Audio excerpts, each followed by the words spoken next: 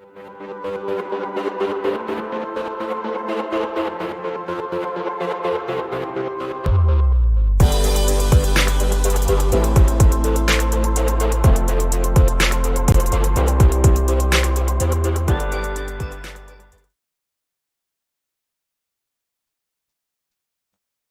everybody, welcome back to your Dawn of Drones podcast. I'm Dawn Zoldi, your host and the CEO of P3 Tech Consulting. We are way past the middle of March at this point, and a month we dedicated to future industry and sponsored by Airspace Link. So thank you, Airspace Link. As I think about the future industry for drones and advanced air mobility, frankly, we can't have a viable industry without counter drone technology. And so what a great opportunity to speak with Martin Broomhead from D-Fend Solutions. He's coming to us live from the UK. So welcome, Martin. Hi, Dawn. Thanks for inviting me. Absolutely. So Martin, tell us a little bit about your background, because you have a really interesting perspective that you bring to the table. So I suppose I come from an aviation background. I spent 25 years in the military, flying for the British Army. I flew helicopters throughout that time, and so yes, you're right. I do come with a sort of an industry inside knowledge, if you like, of what it's like to be an aircraft flying through the sky at risk of hitting objects. Yeah, that's hugely important, Martin. I don't know if you know this, but last week I spent a week in class, flight school, to prepare for my Part 107 test here in the US. And I really formed an incredibly deep appreciation for crewed aircraft and flying around there and having these smaller drones and someday really the bigger ones too, and what that's going to look like. So that's probably a great segue to roll this video we have of D-Fend Solutions products, and then every day, drones are improving lives, optimizing operations, and transforming societies. But a small portion of operators are causing chaos, endangering lives, and posing a threat to safety and national security. Traditional counter-UAS solutions are often not suitable as the sole component of a counter-UAS strategy. They can interfere with communications and authorized drones and cause collateral damage or even fail to detect the threat. D-Fend Solutions focuses on the real threat: dangerous drones that can carry heavy payloads, travel long distances, and are readily accessible. Enforce Air, D-Fend Solutions' flagship counter-drone solution, protects military, public safety, airport, border, VIP, prison, major event, and critical infrastructure environments.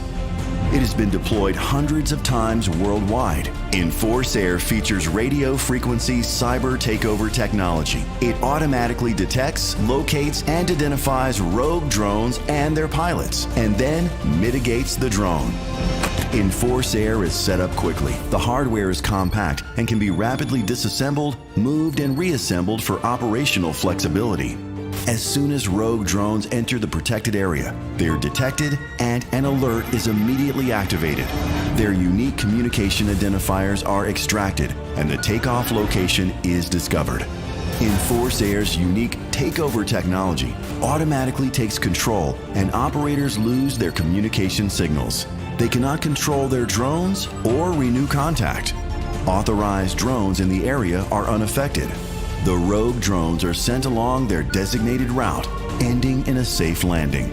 A safe outcome is achieved without disrupting the continuity of communications, commerce, transportation, or everyday life. D-Fend Solutions constantly develops new capabilities to always stay a drone threat ahead.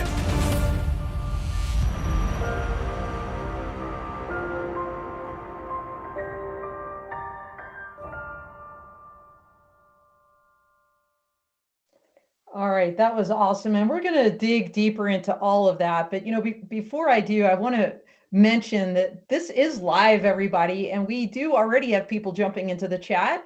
So if you're out there, please ask your questions, say hello, tell us where you're coming from, give Martin and me some positive encouragement. We love all of that. And so far we have sent Sandra Wellfed from D-Fend out there saying looking forward to the show. And also Joaquin, let's see, Joaquin Roybal, Masters of Science, saying good morning. This was an awesome intro. So thank you, Joaquin, for that positive encouragement. So good stuff. Now, I love how this video started out acknowledging the positivity and all the great, kind of drones for good cases that will change society. And I want to start there, Martin, because there's been just such an incredible proliferation of drones globally, not just in the United States, where I believe there's over 866,000 registered small UAS, but also in the UK. So let's start there. Can you tell us a little bit about, let's focus on airspace safety, in particular, in the context of drone proliferation. What are the trends out there? Yeah, that's a great question to start with, actually, Dawn. And of course, D-Fend Solutions comes very much from a position of, drones are here. They're here for the good of society, and we need to protect the legal use of drones by taking out, if you like, the illegal actors. I suppose in terms of the context of airspace, one of the things that I sort of looked into, fairly recently, to be honest, was where in the airspace are these incidents happening? And you kind of imagine that they're going to be near to ground level, maybe up to 400 to 500 feet. But what we're actually seeing is drone incidents and near misses with passenger carrying airliners up to 16,000 feet. So that just gives you a sort of more broader context, if you like, of how dangerous and the whole illegal flight of drones within airspace is. It's a couple of only recent incidents. Edinburgh Airport had to ground flights because they had a drone flying near ground level. Yeah. And then conversely, there was an EasyJet plane that had to take avoiding action and came within, it said, 3 meters of a drone at 16,000 feet. So now we see outright frightening. Well, let's talk before we get into like basically the clueless, careless criminal and even the combatants that we're seeing now. Let's talk about those positive use cases. Like what market sectors, as an example? I think we have a slide here that we were showing about the commercially used, commercial market sectors that are really blossoming for drones in the UK in particular. Yes, I mean, stand fast. All of the incidents I've just described to you, which are, probably, in all honesty, private users. Yeah. What we're seeing now is under current projections is, just in the UK alone, there's expected to be over 76,000 commercially flown drones.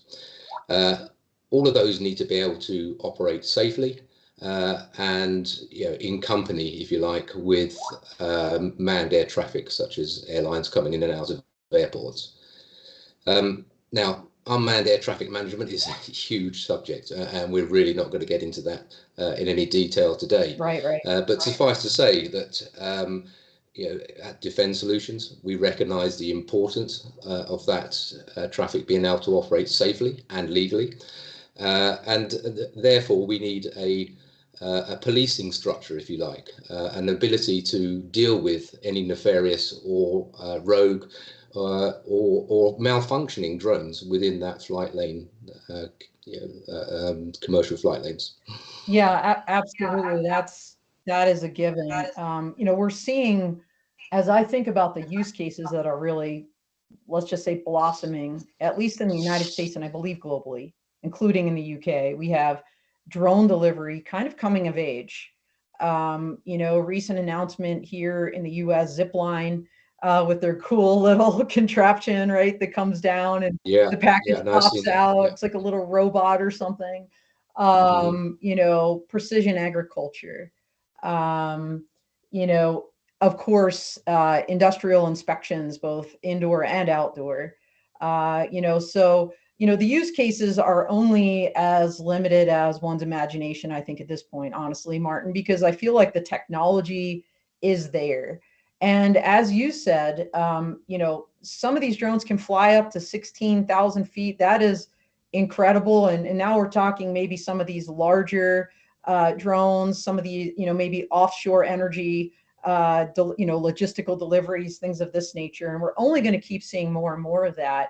You alluded to a couple of incidents in the UK, but I'm going to use your words right back at you. I feel like you said during Clubhouse with Maggie last week that a watershed moment for the UK and drones in particular was Gatwick. So Yes, tell us a little bit about that and your perspective on it. Well, that's the now infamous event that happened over several days and cost the airline and airport industry millions of pounds. That's stand fast the safety implications, of course. That is one of those incidents that, as I said before, it was a watershed moment for us and for the UK counter-UAS industry. I think what we've come to realize now, and it's very evident, is had we had the technology that we now have, such as Enforce Air, then that incident would have been dealt with, or could have been dealt with, much quicker. We would have expected to have detected the drone immediately. We would have expected to be able to tell the authorities where the pilot was, and that could have been duly dealt with. I mean, and that's what we call proportional policing. So rather than a huge security operation, rather than shutting down an airport with everything that's attendant to that, this could have been dealt with quickly and quietly in the background, without passengers even knowing what was going on, which I think is ultimately the aim of what any security operation wants to do. I love that term, and I think you all have coined it, this proportional policing. Having been in the military myself, that term proportionality is something, as you know, Martin, right, that we use in the law of war. When you talk about kind of the risk versus reward on what you're going to employ, how this could impact civilian populations and things of this nature versus military objects. So proportional policing, I think, is a really interesting term, and I think it encapsulates what is really needed, right? Because like look, when I look back at Gatwick, and there's a lot of let's just say media about this incident, good, bad, ugly.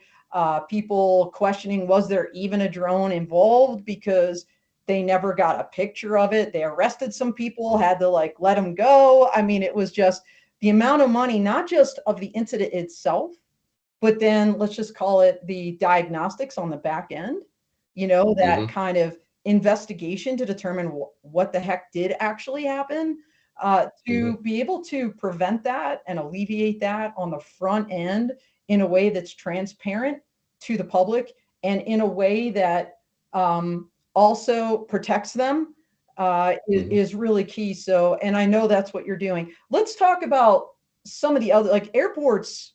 That's a big one, right? So it's not just Gatwick. In the United States alone, I believe every single month our pilots are reporting hundreds of drone sightings. Our FAA has a website that tracks these. That is frightening when you're talking about the airspace levels we're talking about. Obviously some of them are low level during takeoff and landing. But we're also seeing, when you think about proportional policing, it's not just the police, it's critical infrastructure. It's things like prisons. In fact, I think my friend Dave Krause from Influential Drones just sent me something where I believe it was Pennsylvania. It was either Pennsylvania or Virginia just amended their laws on trespass. I'm doing air quotes here. To include dropping things into prisons from a drone. Because that's an interesting distinction. I mean, it's a huge business. Smuggling into prisons and the black market economy within the prison is a huge business. I mean, you just have to look at the tiny mobile SIM card. Imagine how many you can fit on a drone and fly those across. In the UK, they are £2,000 each in a prism. Wow. And I don't know what the exchange rate is. It was near parity recently, but that's at least $3,500, isn't it? So just for one SIM card, and so you can see why criminals are driven to getting contraband across the fence, and drones have proved an extremely lucrative way of doing that. And certainly, with a system like Enforce Air in place, we would be able to detect those drones immediately.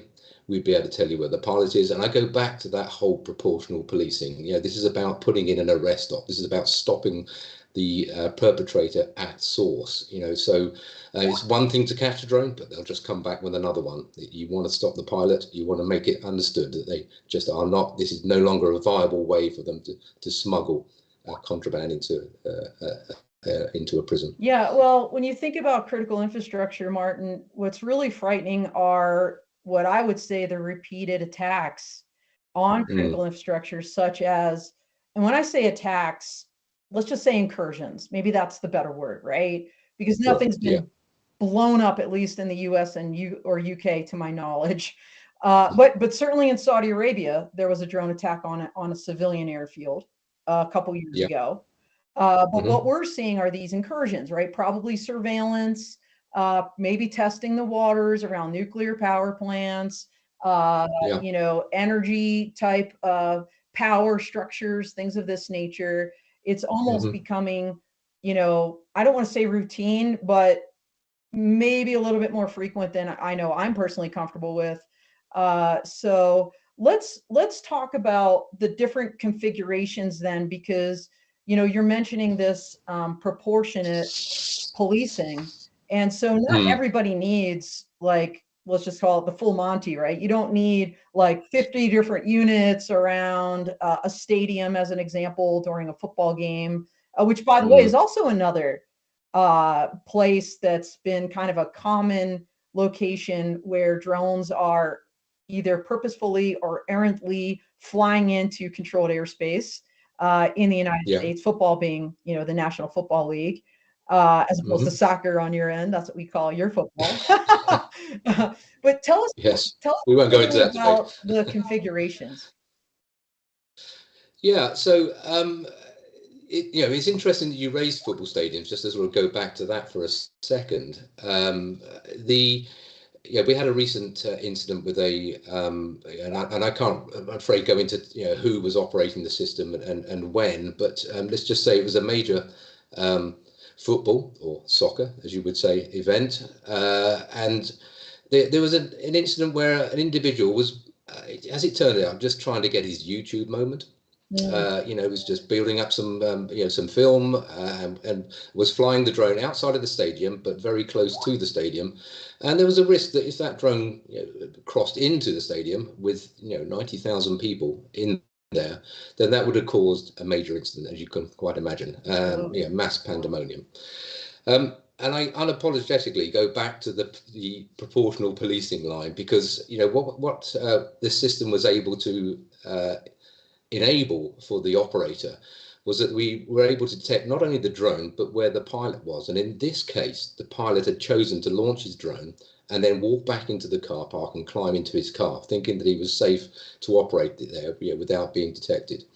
Well, within 5 minutes, there was a knock on his window. The drone pilot was arrested. The drone was confiscated, and to my knowledge, he was prosecuted. So that's a great example, again, of where we've contained an incident, through the use of this cutting-edge technology.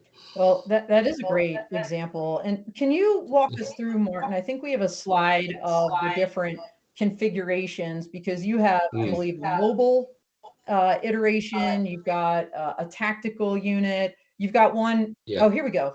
I was just waiting for the slide to come up. Yeah, there you go. Why don't you walk us through that? Yeah, you go. So look, yes, you're absolutely right. So there are multiple ways that counter-UAS capability can and should be employed. And here's a couple of great examples. In the top left and the top right, we have what we call our directional antenna. This is a narrow cone, but long range antenna. And this is ideal for situations like long borders, or as we use it in the UK for airports. So it's, stares down the runway and looks way out into the extended centre line. So protecting aircraft in those critical moments when they're both landing and departing. On the bottom left is the what we call the tactical system. Now this this is particularly useful in a multitude of ways because it comes in 3 Pelly cases, easily transportable in the back of any small vehicle, and can be out of the Pelly cases and operational. Well, the company record is 3 minutes, but Wow. I would suggest that that's it's 5 to 10. But even so, that you can see that is a rapid deployment of a counter-UAS capability. On the right, we have what we call the covert vehicle deployment. Now, this can be fitted to any vehicle, and again, in 10 minutes and taken off without any modification to the vehicle. And this is used for both mobile deployments in airports, so protecting perimeters, moving to the area of an incident, or even convoy protection. And we've seen it used widely for that in many areas, many countries. Oh, that's awesome. And I love the rapid nature at which someone can deploy this when needed. We've got some great comments coming here in the chat, and Joaquin is kind of aghast that there's more than 800 flights disrupted. I think that was the Gatwick scenario. That was crazy, that particular one. And Chris Genesis, he makes a great point. His comment is, there's no doubt counter-UAS is integral to create a healthy space for the industry to thrive. Yes. I guess the only negative thoughts I have on it is sometimes counter-UAS companies embellish or the accurate counts on near misses to gain funding or get buy-in. And point taken. I don't know that people are actually embellishing, because those statistics, at least the ones I mentioned and the ones on Martin's slides, are real. They are factual. So there's no embellishment there. In fact, hopefully we can drop this link in the chat for everybody. Just published a Newsweek op-ed today about counter-UAS and the waning authorities here in the United States that hang in the balance. And there's a lot of statistics in there, all from, by the way, testimony to Congress from the Department of Homeland Security and Department of Justice. So again, not making these things up, no embellishment. This stuff is real. And frankly, the only, all it takes is one, right? It's just like, I'll call it one and done, because one really bad incident, and thank God with Gatwick, nobody was actually injured or nobody died. There was no significant amount of property damage. It was just an interruption that cost that much money. Imagine a real scenario where somebody is killed, right? So I don't think it's hard to imagine, honestly, because we're seeing things in the Ukraine, on the Ukraine-Russian battlefield that are, I think, changing the game for everybody. And especially, and Martin, with your military background, I'm sure you would concur, commercial drones and the way they're being used, and not a great logical leap to think, all right, if they can do that there, they can do that and pick a country's homeland, right? So, I think we are hitting, honestly, critical mass. And in fact, you guys have a really cool drone incident tracker on your website. So again, more facts. These are all pulled from real world incidents that anybody can go to the D-Fend Solutions website and check out. One of the ones that jumped out at me, Martin, and I know we talked about this with some of your colleagues last year a bit, but I still think it's amazing. The incident in Slovakia with the Pope. The Pope incident. The Pope incident. The Pope incident. Tell us about that one. Well, I think it's well publicised and it's in the public domain. So this is one of those few incidents that we can talk about. But this is again just another great example of the security equipment, such as Enforce Air, doing its job in the background and allowing somebody as eminent as the Pope to continue with his business. I mean, in the past, they may have had to call in a major security operation. The Pope would have been whisked away. All of those, thousands of people that had gathered to see him would have been disappointed, and of course, the visit would not have been a success. However, in the event, our system was deployed.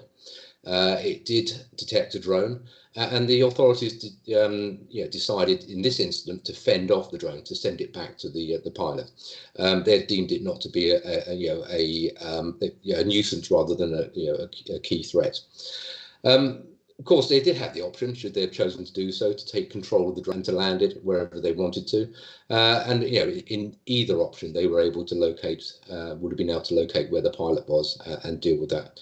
And so, again, and I keep coming back to this, and I will keep coming back to this, proportional policing of a security incident. Yeah. So, and when you said thousands, I mean, we're talking over 60,000 people that had gathered there to hear the Pope during this particular mass. Another one of these VIP significant mass gathering type events, where, like you said, in this case, it was a nuisance. Great. But until you take it down or, run it against your database to determine, okay, do we have this thing registered? Is it authorized to be in this area? You don't know that, right? So another wonderful example. So thanks for sharing that. I want to kind of pivot back a little bit to talk about the authorities. And when I say authorities, the legislative, the legal authorities, because in the United States, as I mentioned, ours are, let's just say, hanging by a thread, right? We had authority that came, I believe it was in the FAA Reauthorization Act that was sunsetting this past September, October timeframe. And it was kind of extended and then extended again. Yeah. And, everybody's wondering what's going to happen. Yeah. Because what that authority gave was to the Department of Homeland Security, Department of Justice, United States Coast Guard, which, by the way, everybody is part of DHS and not part of the Department of Defense or military. It gave them that authority to detect, identify, track, and, under the right circumstances, mitigate that threat. Yeah. Right. And their approval authorities, and everybody issued their own policies and everything like that. But everybody's wondering what's going to happen with that. So we've got an FAA Reauthorization Act coming up this year. What's the status in the UK from that kind of legal standpoint? Because what we're coming up against here, why people need affirmative authority from our Congress and our legislative branch, is because there's a whole host of criminal laws in Title 18 that were written, for other purposes, never intended for this kind of, never intended, let's just say, to inhibit law enforcement from doing their job.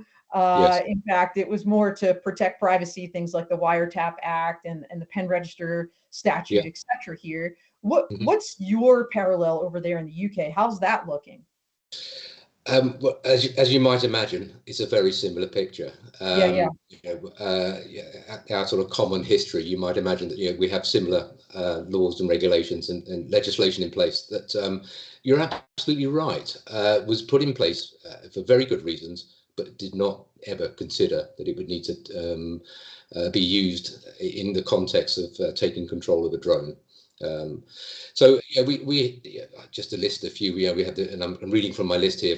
Forgive me, but you had the Computer Misuse Act. We have the Investigatory Powers Act, the Criminal Damage Act, the Aviation Maritime Security Act, the Civil Aviation Act, the Air Navigation Order, and then we have to dial in people like Ofcom, which is our RF frequency control organization within the country. So you can't transmit without a license from them. So, that's like our, in the US, that's like our Federal Communications Commission, the FCC equivalent then. Yeah, no, exactly. So all of that legislation exists for very good reasons. And in order to, if you like, get beyond that and be able to use mitigation capability, we have something in the UK called the Police Powers Act. So the police can apply for authority to, if you like, step outside of those legal parameters in order to use technology such as counter-UAS. What they need for that is what we call a Part 3 authority. They can apply that, but it currently requires an extremely senior police officer, sort of deputy chief constable level, to give that authority. And they can only give that authority with a very clear operational plan, if you like, and for a distinct reason for doing that. So, they're currently conducting an operation on a criminal gang, and they want to, listen into their telephones. That's a great example of of when they might want to use this authority. So it's a quite a blunt instrument, if you like, to for the dynamic nature of counter-UAS incidents. So can I ask you, Martin, in the US, we have, the federal system. We've got our federal law enforcement, like the FBI, Federal Bureau of Investigations, that fall under the Department of Justice, as an example. And then, of course, at the state level, right, we've got what we'll call more local law enforcement. You've got state level police, you've got municipal, like city police, like the Denver Police Department. When you're talking about this authority in the UK, is there a distinction amongst the police entities here, or can any police officer apply to employ this kind of technology? I suppose, in theory, any police officer that holds a police warrant can apply for the authority. So you're ahead of us. So I mean, I just I'm jumping up and down because no, this is a really big deal. It's a really big deal because, our brothers and sisters out there in blue in the US and apparently in the UK, unless they apply to get the authority, don't even have the ability to detect. And that, when you think about boots on the ground, who is going to be the first to respond to an incident? It's going to be your local law enforcement. It's going to be those police, and they can't do proportional policing unless they are enabled to do it by the Congress. So here's a couple questions. They're rolling in, and we got our incredible and the amazing Major General retired United States Air Force James Poss saying, what does the British government think needs defending against drones in the UK? Military bases only, public critical infrastructure like power, private critical infrastructure like oil refineries, everything inside the M25 question mark. So he's asking kind of you to sit in the shoes of the government, which obviously you don't sit there anymore. You're not part of the military, and but from where you sit, what do you believe your government would want to protect with technology like D-Fend and Force Air, as an example? I mean, the easy answer would be all of the above. Everything you just listed there is, a potential, the potential requirement to defend against drone incursion. We've talked about airports, but those are particularly important. But also we have, critical national infrastructure, nuclear power plants, oil refineries, even critical enterprise. When we loop into that as well, prisons, MOD sites, there's the list is endless. Anything that has something inside that doesn't want to be either seen or disturbed by drone activity, then that's what we would want to protect. Well, when you think about it, and frankly, in the UK, I believe this is pretty pervasive. The security cameras that are all over, like, almost every street. I mean, people come to just not even notice those anymore, honestly. Even in department stores here in the US, there's security cameras everywhere. And it's just just kind of the way of life. Like, wherever you are, there's going to be a camera. I see this technology as an extension of that's very specific and locked onto a very specific threat. So, that's kind of the way I frame it in my mind, for whatever that's worth. And Chris Geneseth has a great question too. He's saying, are you finding offenders are utilizing more custom builds to circumvent counter-UAS capabilities? In other words, are we having the dudes in their basement or in their garage, building these things for various purposes, and are they harder to find and detect? Do-it-yourself drones. Yeah, no, that's a really good question, one that comes up quite often, to be honest. It really is a constant foot race for us to stay one drone threat ahead, if you like, as we like to say. We're not really interested in the form factor of the drone per se. It's about the communication protocol. So we ensure that we have a wide selection, including DIY and all the commercial available communication protocols. We ensure that we have those in the library so that we can detect that broad range as as it was just described. We're never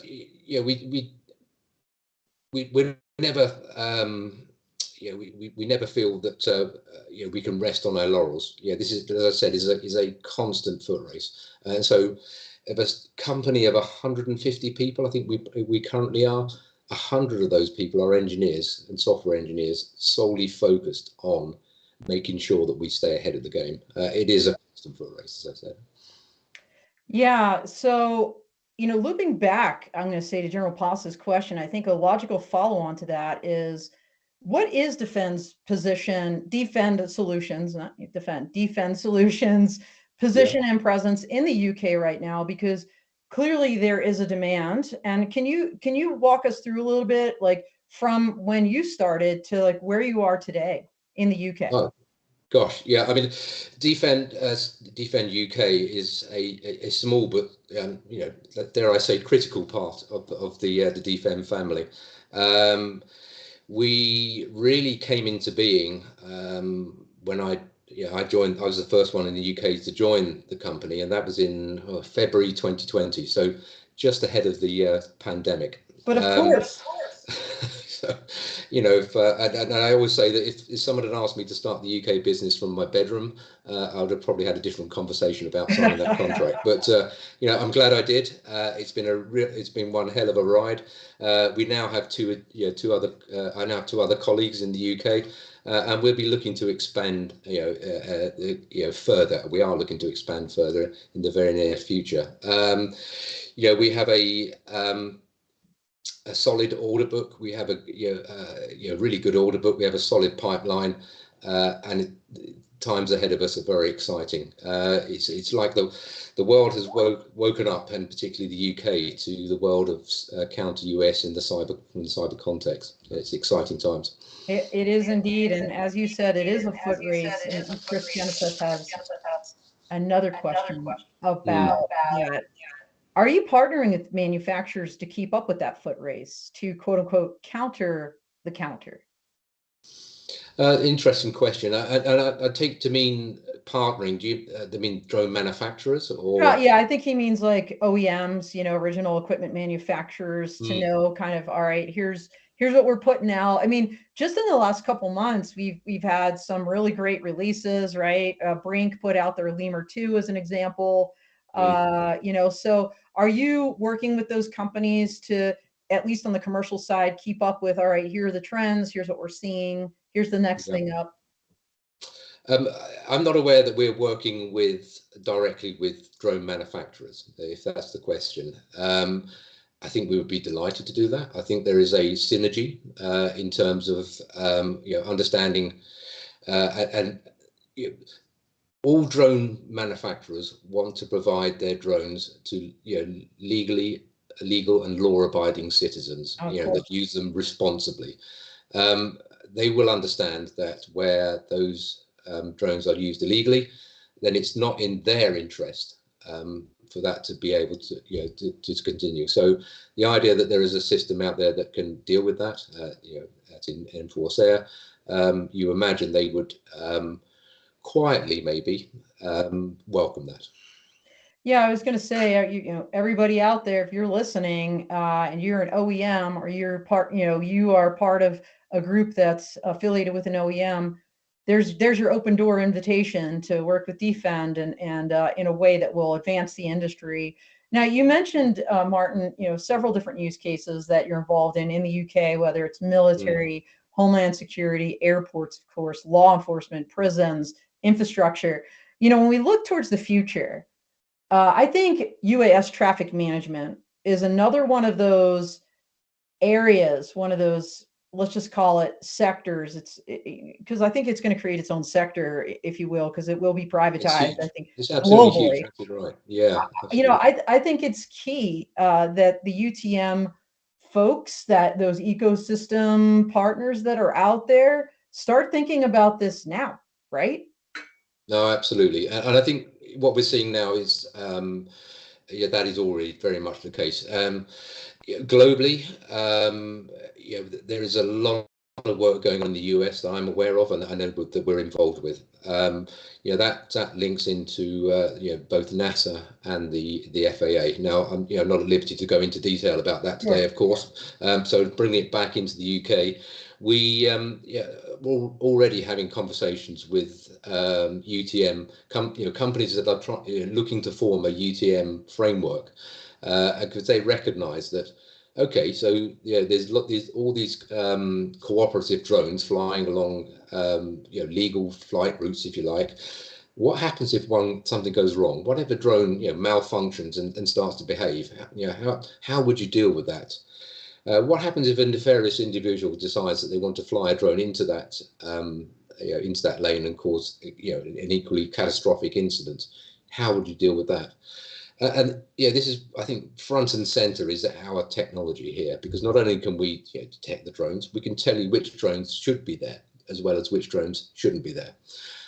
So we're being able to differentiate between that is critical, I think, to safe management of a unmanned traffic management system.